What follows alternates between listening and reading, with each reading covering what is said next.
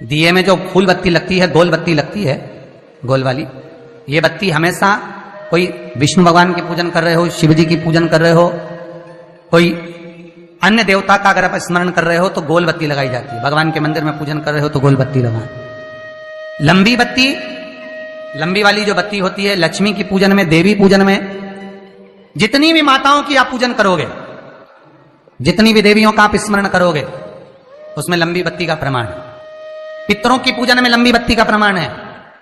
पितरों को कभी गोल बत्ती नहीं लगती। आप मटके के पास में, परिंदे के पास में, जल के पात्र के पास में कोई भी अगर दिया लगाएंगे तो वहां गोल बत्ती रखकर लगाएंगे तो घर में लक्ष्मी नहीं टिकेगी। कई लोग कहते हैं कि परिंदे के पास, मटके के पास में, पानी के स्रोत के पास में जहां जल भरते हैं, हंडा रखते हैं, टंकी रखते हैं, वहां पर मटके के पास बत्ती लगाओ, दिया लगाओ, पितर शांत रहेंगे। तो पितरों को शांत करो, मना नहीं है, पर दिया लगाने का नियम है कि पितरों को अगर आप दिया लगा रही हो मटके के पास, परिंदे के पास, या अमावस्या के दिन पितरों के लिए अगर दीप लगा रही हो तो गोल बत्ती अगर लगाओगी तो कार्य कभी सफल नहीं होगा। धन आएगा जाएगा, टिकेगा नहीं। इसलिए पितरों के लिए अगर दिया लगाना है, पूर्वजों के लिए दिया लगाना है, पितरों के लिए अगर दीप लगाना है तो लंबी बत्ती लगाइए। लंबी बत्ती महाराज, लंबी बत्ती का प्रमाण हमारे यहां शास्त्र का, गोल बत्ती का प्रमाण। और सुंदर चरित्र कहा, यदि आपके जीवन में बहुत ज्यादा लक्ष्मी से तकलीफ है, कष्ट बहुत ज्यादा है, या इसलिए शायद कहा जाता है कि भगवान को सर्वश्रेष्ठ कौन सा चंदन अच्छा लगता है। आपको पहले भी कथा में कहा, आगरा की कथा अगर किसी ने सुनी होगी तो उसमें वर्णन किया। भगवान को सर्वश्रेष्ठ चंदन कौन सा, भगवान को सर्वश्रेष्ठ चंदन कौन सा प्रिय है, वो कौन सा चंदन है जो भगवान विष्णु को लगाएं, राम को लगाएं, कृष्ण को लगाएं, वो कौन सा चंदन है जो श्री हरि को लगाया जाए। तो जीते जी भगवान विष्णु एक बार गले लगाते हैं, उसको कहते हैं हरि चंदन। कौन सा चंदन है? हरि चंदन। हरि चंदन बाजार में नहीं मिलेगा, हरि चंदन आपको बनाना पड़ेगा। कैसे बनाना है?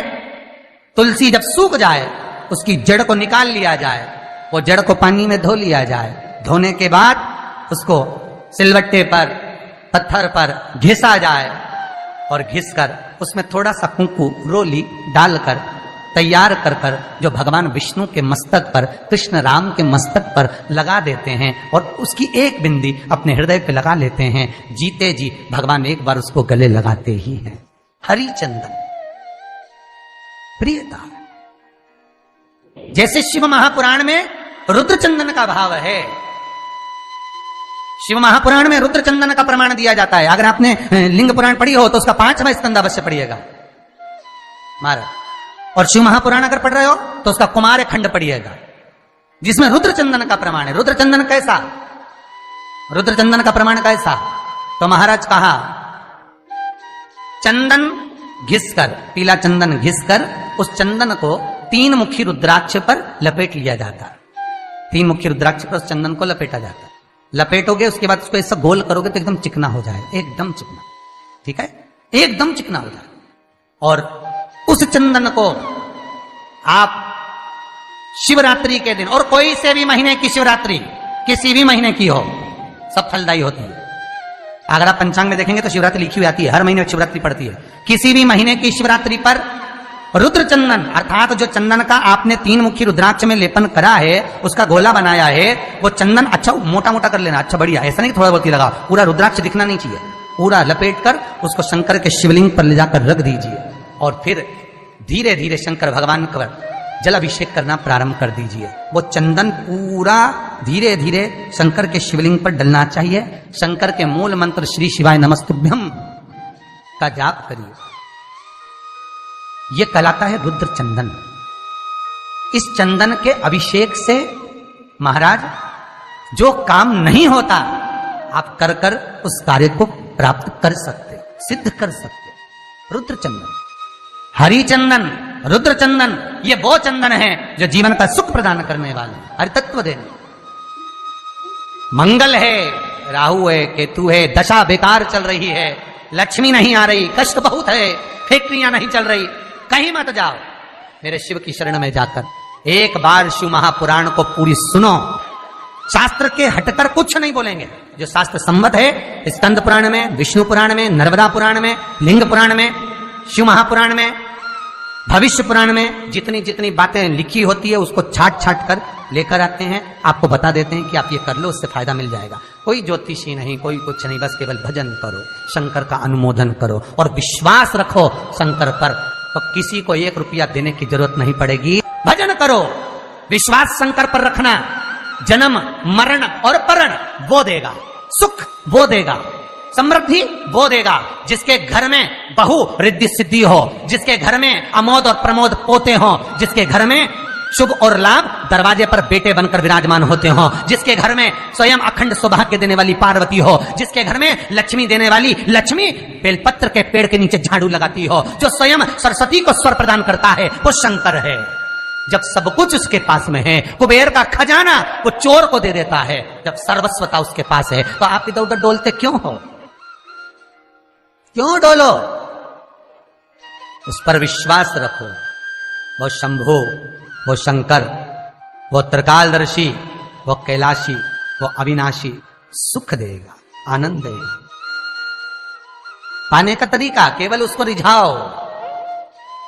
जो मंदिर आपसे दूर हो, जिस मंदिर में कोई नहीं जाता, जिस मंदिर में कोई दिया तक नहीं लगाता, उस मंदिर में तुम जाओ और उस मंदिर में एक दिन जाकर प्रकाश कर कर आना, एक बार दिया जला कर आना, मंदिर की सफाई कर आना, शंकर जी पे जल चढ़ाकर उनको स्नान कराकर कोई पत्ती पेड़ पौधे के पास में तोड़ के चढ़ाए आना। 2-4 बार कर कर देखना कितना शांति, कितना धीरज, कितना आनंद, कितनी समृद्धि, कितनी लक्ष्मी मिलती है। तुम करोगे तुम्हारा पेट भराएगा, हम करेंगे हमारा पेट भराएगा। स्वयं करिए। तो ब्रह्मलोक के देवता ब्रह्मा हैं, बैकुंठ के देवता भगवान विष्णु हैं, और मृत्यु लोक का अगर कोई देव है तो वो महादेव है, केवल शंकर, केवल शिव, मृत्यु लोक का देव। अभी एक विचार करो, तुम्हारे घर में अगर थोड़ी सी तकलीफ आई तो सबसे पहले अमेरिका में लड़का रह रहा वो आएगा क्या? पूना में बच्चे रह रहे हैं वो आएंगे क्या? इंदौर में बेटी रह रही वो आएगी क्या? उज्जैन में कोई रह रहा है वो आएगा क्या? सबसे पहले वो आएगा जो तुम्हारे घर के पास होगा या घर के करीब में होगा, बिल्कुल लगा हुआ होगा या घर में होगा। अब आप कहां रहते हो? जितने लोग कथा सुन रहे हैं सही बताना, कहां रहते हो? पृथ्वी पर मृत्यु लोक में रहते हो। और पुकार किसको रहे हो? ब्रह्मलोक में। पुकार किसको रहे हो? बैकुंठ लोक में। पुकार किसको रहे हो? इंद्रलोक में। और जो घर के घर में रह रहा है, जो तुम्हारे पास में रह रहा है, जो मृत्यु लोक में रह रहा है, उसको तो बुला ही नहीं रहा। कई लोग कहते हैं मृत्यु लोक।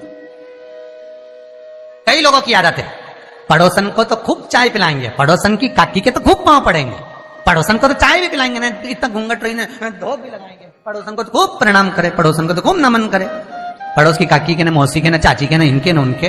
और घर की सास को तो कभी पाँव नहीं पड़े, 30 त्योहार पे भी बस यही हाल है। जितना पड़ोसी है नहीं, जितना देवी देवता सबके तो धोख लगाए, सबके ने प्रणाम करे। और जो सास घर में बैठी है, महादेव जो मृत्यु लोक का देव है, इसके तो प्रणाम ही नहीं करे। तो किसी ने शंकर भगवान से पूछा, भोलेनाथ सब भगवान इधर, ये देवता का नाम, वो देवता का नाम, वो देवी का नाम, वो देवता का नाम सब ले, और तुमको तो कोई पूछे ही नहीं। शंकर भगवान बोले, भले नहीं पूछे, मरने के बाद तो मेरे पास ही आएगा। मेरे ससुर ने मुझे श्राप दिया है, दक्ष प्रजापति ने, शंकर मैं तुझे श्राप देता हूं कि तू शमशान में निवास करेगा। शंकर भगवान कह रहे, मैं तो शमशान में दे रहा हूं, जीते जी नहीं आएगा तो मरने के बाद तो आएगा। बापड़ा ऐसी गीली लकड़ी में जलाऊंगा, 3 दिन ठंडा नहीं करने दूंगा। हाँ मेरे पास, कब बताऊं तेरे। और तुम देखना 3 दिन तक ठंडा नहीं हो, पानी डाल डाल के ठंडा करना पड़े, जब जाके रात में से वो हड्डियां बटोरना पड़े। शंकर जी ने ठंडा करे, जपा दुनिया को जपा, मुझे भूल गए। जो करीब में है पहले उसको बुलाओ, साथ वो देगा। जो तुम्हारे पास में है पहले उसको बुलाओ, ले जाकर हॉस्पिटल तो छोड़ ही देगा। मृत्यु लोक का देव महादेव शंकर है। कष्ट भी हो तो पहले उससे कहो, दुख भी है पहले उससे कहो, रोग भी है पहले उससे कहो, अदालत में केस भी चल रहा है उससे कहो, पेशी करने जा रहे हो पहले उससे कहो। उसको कहो कि मैंने अब तेरे भरोसे पर सब